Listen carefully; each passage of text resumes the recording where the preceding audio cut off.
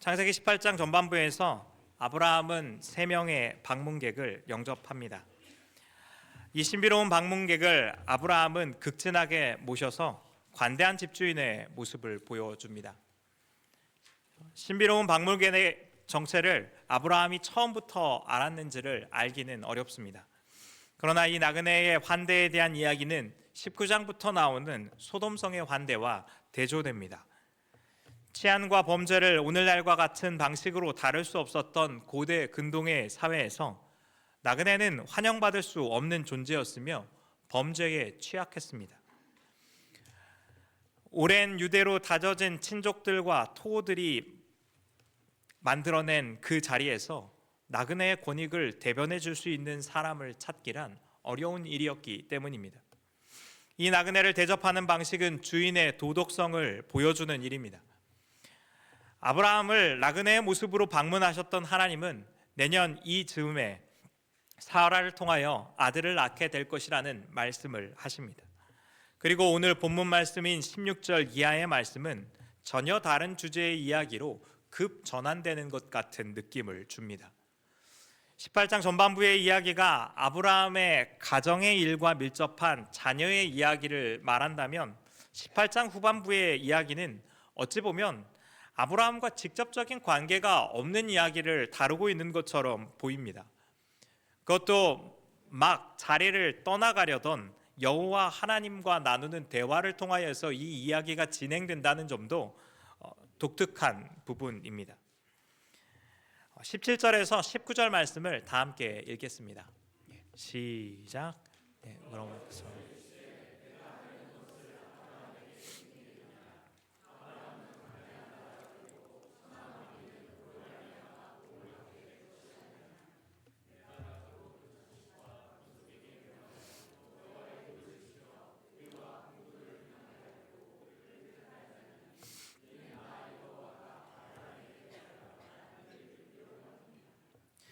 여호와 하나님은 자신의 계획을 숨기지 않고 아브라함에게 알리겠다고 말씀하십니다. 가만히 생각해 보면 하나님이 자신이 하려는 일을 아브라함에게 알린다는 상황 자체가 의외의 일입니다. 하나님은 자신의 주권적인 능력과 계획으로 세상을 창조하셨고 다스리시는 분이십니다. 하나님은 창조주이시며 이 세상과 오는 세상에 대해서 어느 누구에게도 의견이나 조언 혹은 허락을 받을 필요가 없는 분입니다. 그런데 온 하늘의 창조주이신 하나님이 자신의 임재 앞에 두려워 얼굴을 들지 못하여 할 마땅한 한낱 피조물에 불과한 아브라함에게 자신의 계획을 말하십니다. 하나님은 아브라함에게 자신이 처음 했던 약속을 다시 한번 말씀하시면서 자신이 이 계획을 말하는 이유에 대해서 설명하십니다. 하나님은 아브라함이 강대한 나라가 되고 천하 만민은 그로 말미암아 반드시 복을 받을 것이라 먼저 말씀하십니다. 한국어 번역에는 이 문장에 있는 반드시 분명이라고 번역되어야 할 표현이 생략되어져 있지만 하나님은 그에게 강조하여서 그가 반드시 강하고 큰 나라가 될 것이고 땅에 있는 모든 백성들이 그로 인하여서 복을 받게 될 것이라는 사실을 이곳에서 확인합니다. 이것은 하나님의 아브라함에게 자손을 주시겠다라고 하셨던 이 약속이 아이를 갖지 못하는 불임 부부에 대한 하나님의 돌봄 이상의 사건이라는 것을 보여주고 있습니다. 이어지는 19절의 내용에서 하나님은 더 구체적으로 아브라함에 대한 그분의 계획을 말씀하시는데 아브라함이 그 자식과 권속에게 명하여서 여호와의 도를 지켜 의와 공도를 행하게 하기 위하여서 하나님이 그를 선택하셨다라고 말씀하는 겁니다. 여기서 하나님이 자식에 대해서 다시 한번 언급하는 것은 믿음이 없어서 하나님의 말씀에 비웃음으로 반응하였던 사라의 모습을 상기시킵니다. 사라는 17장에서 하나님께서 이맘때에 아들을 낳게 될 것이다라고 말씀하셨지만 그 이야기에 대해서 비웃었기 때문입니다. 하나님은 아브라함의 혈통적이고 언약적인 자식을 내다보고 있습니다. 하나님은 아브라함이 그의 자손에게 여호와의 도를 행하도록 가르치는 것을 바라보시면서 말씀하고 계시는 겁니다. 하나님이 자식을 언급하는 것은 아브라함으로 인하여서 그분의 계획이 국한된 것이 아니라 이 일은 연속적이고 지속적으로 이어질 것을 내포하고 있습니다. 자녀와 후손은 그 가문의 미래를 뜻하기 때문입니다. 반면 권속은 집을 뜻하는 단어입니다. 권속이라는 이 단어는 집이라는 의미를 넘어서 하우스홀드 혹은 집안에 속하는 사람들을 말할 때 사용되기도 합니다. 현대인들은 많은 경우 핵가족화되면서 자신의 집에 사는 사람들이 자신의 직계가족인 경우가 많이 있습니다. 그러나 고대 근동의 삶의 방식에서 집안에 속한 사람들은 반드시 가족관계를 뜻하는 것만은 아니었습니다. 아브라함의 경우에 그의 집에는 사라뿐 아니라 그의 시종과 함께 집에서 길리웠던 318명의 사람들이 있었다는 것을 본다면 이 권속이라는 뜻의 범위를 다른 방식으로 생각하게 될 것입니다. 또한 하나님께서는 이 전장에서 아브라함에게 언약을 맺게 하시면서 그 집안에 속해 있는 모든 사람에게 할례를 주도록 하시는데 이것이 이스마엘뿐만 아니라 아브라함의 집에서 태어나 있는 모든 사람을 포함하고 있다는 것을 기억할 필요가 있습니다. 결국 아브라함의 권속은 단순한 가족이 아니라 아브라함의 영향력 안에 있는 모든 사람들 가운데에서 여호와의 도를 명하여 지키게 하기 위해 하나님이 아브라함을 선택하셨다는 것을 이야기하고 있는 겁니다. 의라고 번역되어져 있는 이 히브리어 단어는 ጼ다카라는 단어입니다. 이 단어는 올바른 것, 의로움을 뜻하는 단어로 영어로는 righteousness라는 단어로 흔히 번역됩니다. ጼ다카는 뒤에 나오는 미시파트와 마찬가지로 구약 성경의 여러 맥락에서 다양한 단어로 번역됩니다. 특별히 이 번역의 다양함으로 말미암아서 한국말로 이 성경을 읽을 경우에 그 빈번함을 우리가 체감하기에는 다소 무리가 있지만 이 ጼ다카라는 단어는 성경에서 빈번하게 나오는 단어입니다. ጼ다카는 하나님의 성품으로서의 의로움을 포함하여서 일상적인 용어로 정직함, 사회적 정의와 올바름 등을 의미합니다. 해당 맥락에서는 윤리적인 올바름을 뜻하는 측면에서 이 ጼ다카라는 단어를 이해하는 것이 가장 적절하게 보입니다. 또한 개역개정에서 공도라고 번역되어져 있는 단어는 히브리어 미시파트라는 단어의 번역입니다. 의로움을 뜻하는 ጼ다카와 다르게 미시파트는 법정적인 용어와 관련되어 있습니다. 판결하다라는 뜻의 샤파트라는 단어의 명사형으로서 판결, 재판, 법정 등으로 정당한 법이 집행되는 사법적인 정의의 뉘앙스를 가지고 있는 단어가 미시파트입니다. 이 근전 맥락에서 이 단어는 공의로운 판결과 의로운 심판을 뜻하는 것으로 보는 것이 적절해 보입니다. 다시 정리하면서 19절의 말씀을 읽어보자면 여호와 하나님께서 아브라함을 통하여서 그의 집안에 있는 모든 권속과 아브라함에게 속하지 않은 장차 있을 그의 자손을 포함하여서 하나님이 기대하시는 의롭과 공정한 일을 가르쳐 행하는 일을 위하여서 아브라함을 선택했다고 말씀하고 있는 겁니다. 19절의 말씀은 하나님이 아브라함을 통하여서 어떻게 이 땅을 복되게 하는지에 대한 구체적인 청사진에 관한 겁니다. 하나님은 아브라함이 여호와 하나님의 도를 가르치고 행하는 것을 통하여서 아브라함의 집과 그의 자손이 가는 곳마다 하나님의 의와 공의를 드러내는 사람으로 바뀌어가는 것을 기대하셨던 겁니다. 그것은 태초에 하나님이 이 세상을 지으셨던 목적과도 같습니다. 하나님은 온 세상을 창조하시고 자신의 형상으로 인간을 만드십니다. 그들을 생육하고 번성하라 말씀하시며 하나님의 의와 공의로 다스리는 하나님의 백성으로 말미암아서 온 세상을 그의 의와 공도로 채우려고 하셨던 것이 하나님의 충만케 하심의 뜻이었기 때문입니다. 그러나 인간의 타락은 인간의 공동체 자체를 포함하여서 모든 피조 세계 가운데 저주를 가져옵니다. 그러나 하나님은 인간의 실패와 죄악에도 불구하고 그분의 계획을 포기하지 아니하시고 아브라함과 그의 자손들을 선택하는 것을 통하여서 의와 공도를 행하는 하나님의 백성을 세워 나가십니다. 아브라함에게 자손을 약속하신 하나님의 계획은 그의 불임 문제를 해결하는 것 이상의 의미를 가지고 있다는 겁니다. 그는 하나님의 의와 공도를 행하는 백성들을 통하여서 하나님이 이루시는 하나님의 나라를 이루는 그 비전이 이 말에는 담겨 있습니다. 아브라함은 하나님의 의를 이 땅 가운데 행하고 하나님의 공의로운 기준을 잃어버린 세상 가운데서 합당한 판결을 내리는 사람이 될 것이며, 그러한 판결을 내리는 사람을 키워내는 사람이 될 것입니다. 20절과 20절의 말씀을 함께 읽겠습니다. 20절, 21절입니다. 시작. 여호와께서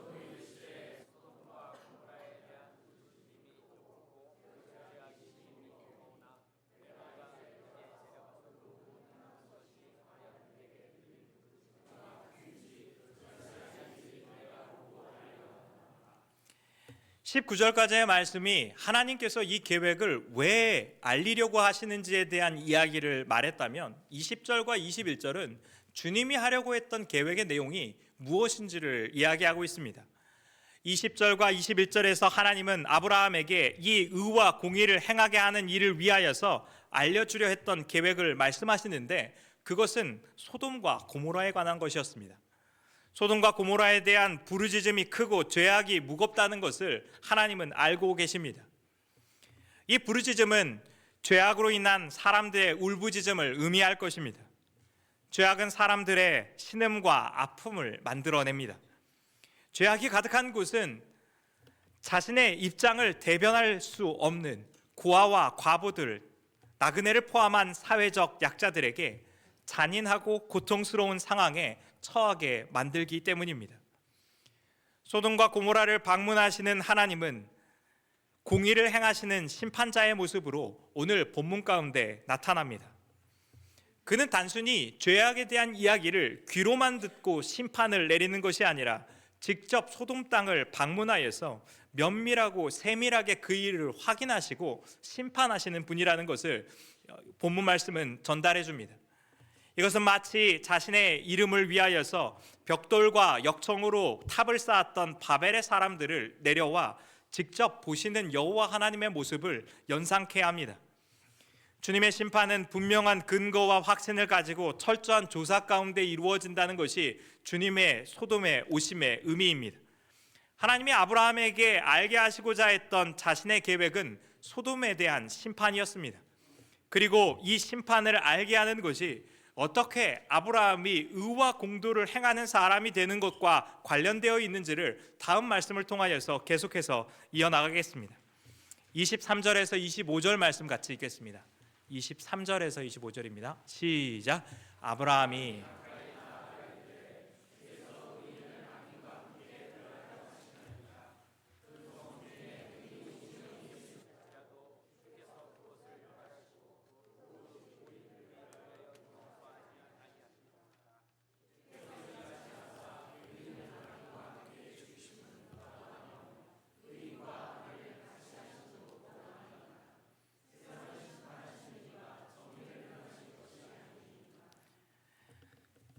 아브라함을 방문했던 나그네의 일부는 거기를 떠나고 소돔으로 가고, 아브라함은 여호와 앞에 그대로 서서 대화를 이어나갑니다. 아브라함은 소돔을 방문하시는 하나님의 방문이 심판과 연결되어 있다는 것을 직감적으로 알고 있습니다. 하나님은 소돔을 멸망시키겠다는 말씀을 직접적으로 오늘 본문 어디에서도 한 적이 없지만, 소돔의 죄악을 보러 오시는 하나님은 아브라함에게 그곳을 멸망하는 심판이 있을 것이라는 사실을 상기시킵니다. 아브라함은 하나님께 나아가서 소돔성을 위하여 간구합니다. 그리고 이 간구의 내용에서 아브라함이 하나님께 사양하고 있는 그 근거가 의와 공도에 관한 것이라는 사실은 우연이 아닙니다. 아브라함은 악인을 멸하시기 위해서 의인을 함께 멸하시는 것이 과연 공의로운 일인지를 하나님께 묻고 있습니다. 아브라함이 23절 이하에서 반복적으로 사용하고 있는 의인이라는 단어는 짜디크라는 단어로 19절에서 하나님이 말씀하시는 째다카에서 파생된 단어입니다. 특히 25절에서 심판하시는 이가 정의를 행하실 것이 아닙니까? 에서 사용된 정의라는 뜻의 단어는 19절에서 사용되어져 공도라고 번역되어졌던 미시파트가 바로 이 단어입니다. 19절에서 하나님은 ጼ다카와 미시파트를 위해 아브라함을 택하셨다라고 말씀하시는데, 아브라함은 다시 짜디크와 미시파트를 사용하여서 하나님께 반문하여서 묻고 있다는 겁니다. 이곳은 소돔의 심판에 대한 이 대화가 의와 공도를 행하는 사람으로 아브라함을 바꿔가는 하나님의 계획임을 보게 합니다. 하나님의 의와 공도를 위한 이 계획이 아브라함의 마음에 심기워져서 하나님께 이 질문을 가지고 나아가는 모습을 아브라함은 본문 말씀은 보여주고 있습니다.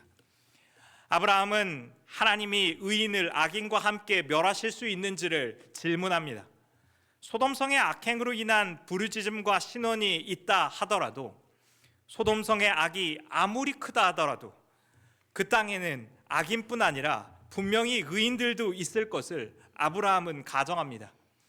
성 전체에 대한 심판이 이루어져 악인을 심판하려다 자칫 의인까지 함께 심판하신다면 이것은 의와 공도를 행하셔야 하는 하나님이 의로움을 행하지 않게 되는 모순되는 상황이 아니라는 것을 질문하고 있는 겁니다. 여기서 한 가지 오해하지 말아야 할 것은 아브라함의 질문은 심판을 부정하지 않는다는 겁니다. 아브라함의 대전제는 하나님 아버지가 이 땅의 죄에 대해 심판하시는 분이라는 사실에 대해서 어떠한 의심도 본문은 가지고 있지 않습니다. 심지어 아브라함은 하나님 자체를 세상을 심판하시는 이라는 호칭으로 이해하고 있기까지 합니다. 또한 아브라함의 질문은 죄인이 심판을 받아야만 한다는 사실을 부정하지도 않습니다. 많은 현대인들은 죄에 대해 심판하시는 하나님을 달가워하지 않습니다. 죄는 나에게 선택을 주지만 하나님은 나의 선택을 빼앗기에 자신의 기준을 강조하는 꼰대처럼 생각하는 것이 현대인의 마음 한켠에 자리 잡고 있습니다. 마치 죄는 나에게 유익하고 좋은 것이지만 이것은 허용되는 약간의 쾌락을 위하여 나에게 허용되기를 기대하는 마음을 현대인들은 가지고 있는 것입니다. 하지만 6살 난 자신의 딸이 강간당하고 살인당하는 것을 본 부모에게 살인자여 강간범들에게 내려진 정당한 심판은 하나님의 공의를 반영한 것일 뿐만 아니라 그 가족에게는 사랑의 의미를 가지게 됩니다. 심판이 세상을 망가뜨리는 것이 아니라 죄가 세상을 망가뜨립니다. 심판이 우리를 위협하는 것이 아니라 죄가 우리를 위협한다는 겁니다.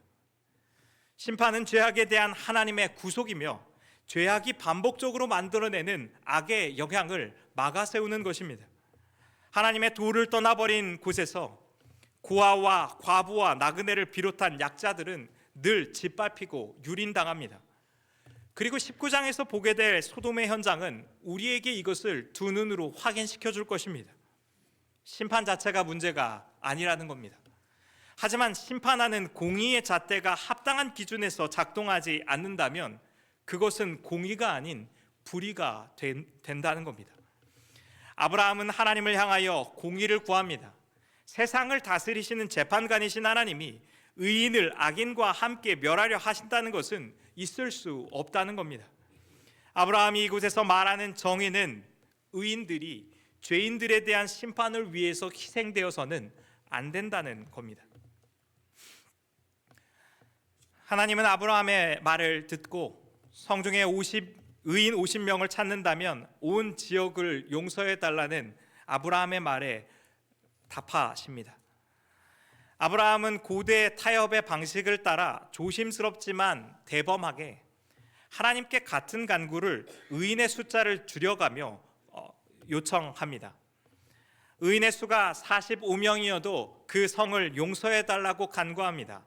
40명이어도 30명이라면 20명이라면 의인 10명이라도 찾을 수 있다면 그 성을 멸하지 말아달라고 하나님께 청했고 하나님은 아브라함의 청을 들어주십니다.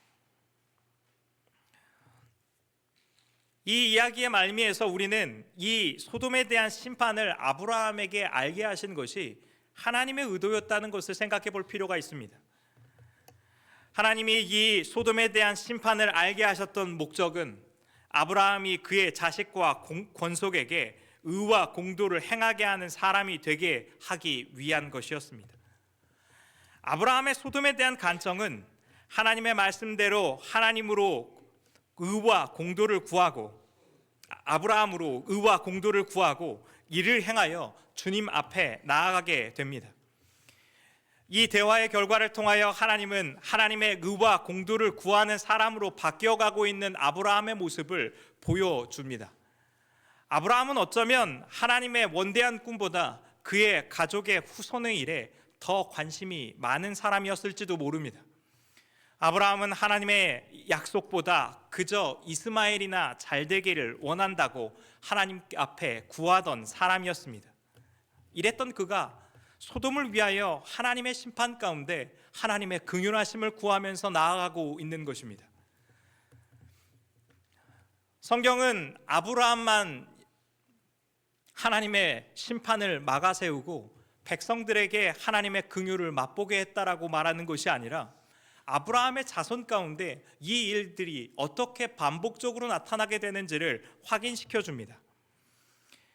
민수기 14장에서 이스라엘 백성은 가데스 바네아에서 가나안을 정탐하고 그 족속의 강대함으로 말미암아 하나님의 약속의 땅에 들어가기를 거부했습니다. 하나님은 광야 가운데 불기둥과 구름 기둥으로 이스라엘 백성들을 보호하셨고 홍해를 갈라 그들이 이집트를 빠져나오게 하시는 분이셨습니다. 그의 전능한 팔은 그들이 광야에 있을 수 있었던 근본적인 이유였습니다. 그러나 가데스 바네아에 들어가지 않겠다라는 그들의 고백은 하나님에 대한 불신이었을 뿐만 아니라 모세에 대하여서 그의 생명을 위협하는 지경까지 이르게 됩니다. 하나님은 이 이스라엘의 죄악으로 말미암아 진노하셨고 이스라엘 백성을 전염병으로 치고 모세로 크고 강한 민족을 이루게 하겠다고 말씀하십니다.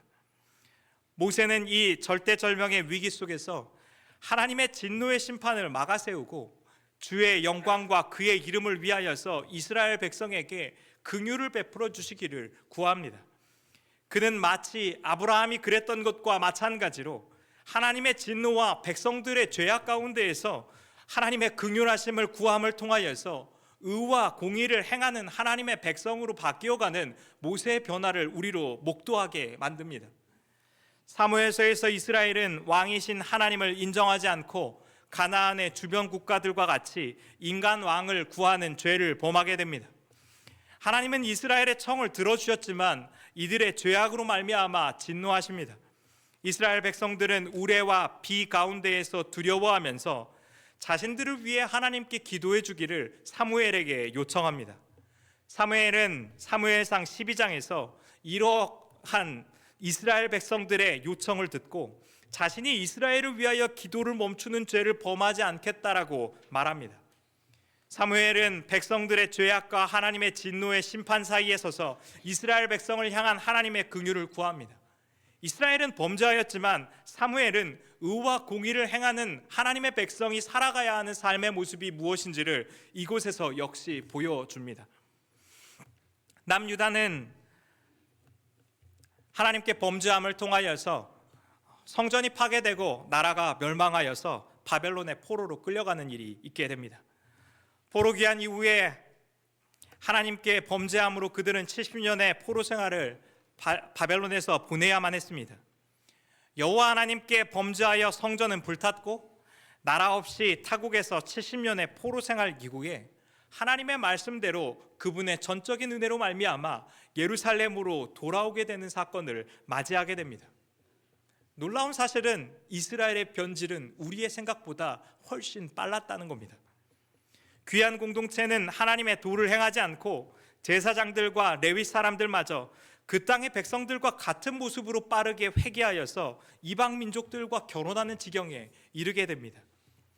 학사 에스라는 백성의 죄악과 하나님의 심판 가운데 서서 에스라 9장에서 이 백성들을 위하여서 속옷과 겉옷을 찢고 하나님을 향하여 손을 들고 백성의 죄악에 대게 하나님의 은혜와 긍휼을 구하며 나아갑니다.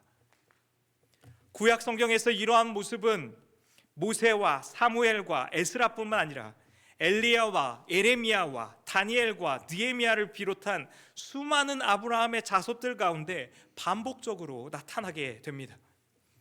하나님이 약속하셨던 대로 죄악에 대한 죄악과 하나님의 심판 사이에 서서 하나님의 의와 공도를 구하는 그 백성들이 지속적으로 나타나고 있다는 것을 구약 성경은 보여줍니다. 하나님은 의와 공도를 행하는 하나님의 백성을 세워내시고 그것은 이 땅의 악에 대한 하나님의 회복의 구원의 역사라는 겁니다. 어떤 이들은 세상에 여전히 악과 부조리, 불공정함이 존재하는 이유가 하나님이 전능하지 않거나 그가 선하지 않기 때문이라고 말합니다. 정말로 전능하고 정말로 선한 신이 있다면 이 땅에 죄와 악으로 오염된 채로 방치하지 않았을 것이라고 그들은 주장합니다.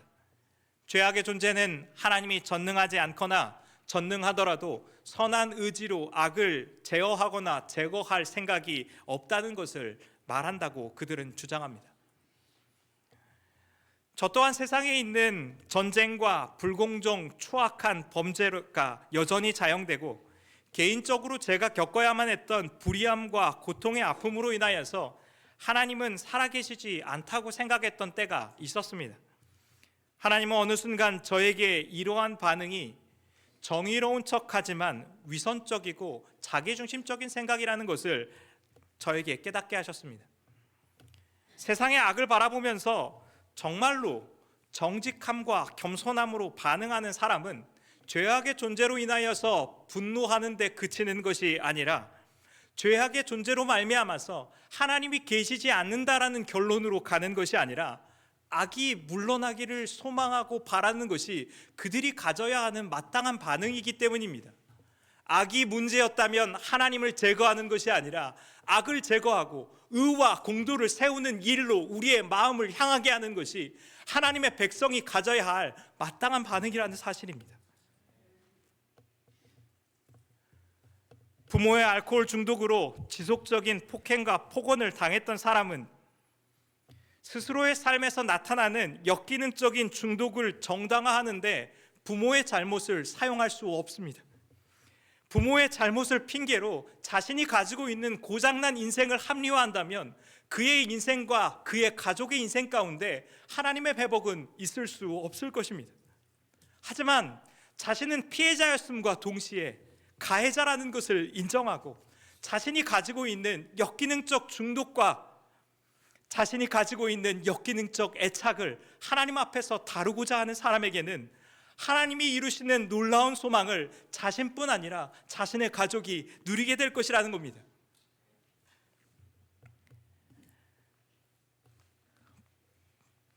복음은 가난으로 극심한 결핍을 경험하였던 사람이 악착같이 노력해서 부자가 되었다는 이야기로 끝나지 않습니다. 복음은 하나님이 나에게 주셨던 그 풍성함으로 말미암아 내가 경험했던 악과 부당함과 결핍과 굶주림 가운데에서 소망을 꿈꾸지 못하는 다른 아이들 가운데 그들의 인생이 새로운 소망으로 피어나기를 바라는 의와 공도를 행하는 사람들의 삶의 모습으로 나타나기 때문입니다.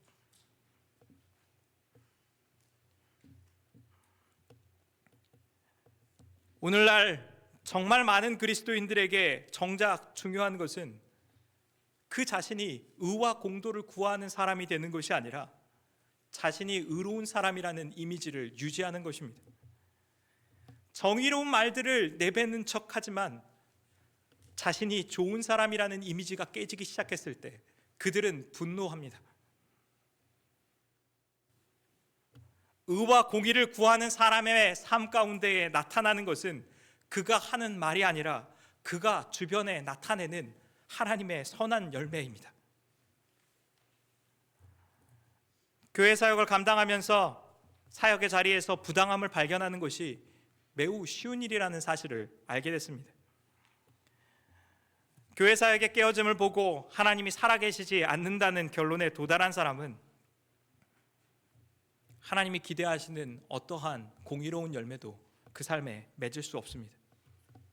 그러나 부당함과 연약함이 만들어낸 그 참상 가운데에서 기도하면서 하나님의 의와 공도를 그곳 가운데 맺기를 원하는 사람은 그의 마음의 중심 가운데 연약함을 가지고 있는 그와 다르지 않은 괴물이 자리하고 있다는 사실을 직면하게 됩니다. 나의 모든 비난과 분노는 연약함을 가지고 있는 타인을 향하였고 리더십을 향하였지만, 사실 하나님께서 내 삶 가운데 말씀하시는 것이 내 안에 있는 괴물을 다루기 원하셨다는 사실을 받아들일 때 우리의 궁극적인 변화는 시작됩니다. 문제를 인식하는 것을 넘어서 문제 가운데 의와 공도를 심어내시는 하나님의 역사를 보기 시작했을 때 세상 가운데 하나님께서 기대하시는 소망과 회복의 역사를 우리는 써나간다는 겁니다. 예수 제자 되는 교회는 부당함을 지적하는 것이 자신의 실력이라고 착각하는 위선자들이 모여서 만드는 것이 아니라, 부당함 때문에 의와 공도의 열매를 맺어서 하나님이 이루시는 그 선하신 역사가 우리의 가정과 직장과 학교 가운데, 교회 가운데, 순모임과 K그룹 가운데 이루어지는 것을 소망하는 사람을 통하여서 이루어진다는 겁니다. 사람들의 작은 연약함 때문에 그들을 떠나기로 결정하는 가벼운 결정이 아니라, 연약함에도 불구하고 그들을 사랑하기로 결정하는 선택이 의와 공도를 행하는 사람들의 삶 가운데에 나타나는 열매라는 겁니다. 저는 참으로 믿음으로 말미암아 우리가 구원받는 사실들을 믿습니다. 우리는 우리의 출신이나 우리의 지위나 우리가 가지고 있는 학교나 우리의 똑똑함의 정도로 인하여서 구원받은 것이 아닙니다. 하나님의 전적인 은혜로 인하여서 우리는 구원받았습니다. 그러나 전적인 은혜로 구원받은 사람은 하나님의 은혜에 감독하여서 의와 공도를 심어내는 삶을 살아가는 사람들입니다. 우리의 믿음이 대가 없이 우리에게 허락되어져 있는 구원에 머무르고 있다면 하나님이 의와 공도를 행하는 사람을 통하여서 이루고자 하셨던 온 세상을 위한 계획들을 우리는 바라보지 못하게 될 것이기 때문입니다. 의와 공도를 세우는 사람, 하나님의 통치하심과 다스림을 그의 인생 가운데 불러오는 사람, 그것이 하나님이 원하시는 참 새 창조의 역사인 것입니다. 오늘 말씀에서 아브라함이 하나님께 항거한 대로 죄인을 심판하기 위해 의인을 죽이는 것은 참으로 불의한 일입니다. 아브라함의 주장은 의인을 살리기 위해 죄인을 심판하지 말아야 한다는 데에 그의 핵심이 있었습니다.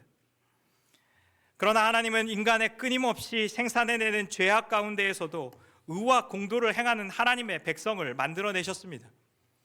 모세가 그러했고 사무엘이 그러했으며 에스라와 다니엘이 그러했습니다. 하지만 그들 중 어느 누구도 하나님의 심판을 완전히 막아세우지는 못하였습니다.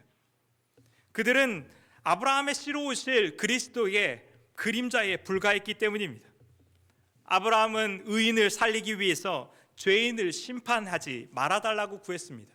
이것이 아브라함이 구하였던 의의 본질이었습니다. 그러나 정작 하나님은 죄인을 살리기 위하여서 의인을 십자가에 못 박혀 죽게 하셨습니다. 심판받지 말아야 될 의인이었던 예수 그리스도께서 온 인류의 죄악을 위하여서 그 죄악을 감당하고 자기의 생명을 내어줌을 통하여서 죄인들로 말미암아 나음과 치유와 회복을 입게 하신 것이 하나님의 의로움이라는 것입니다.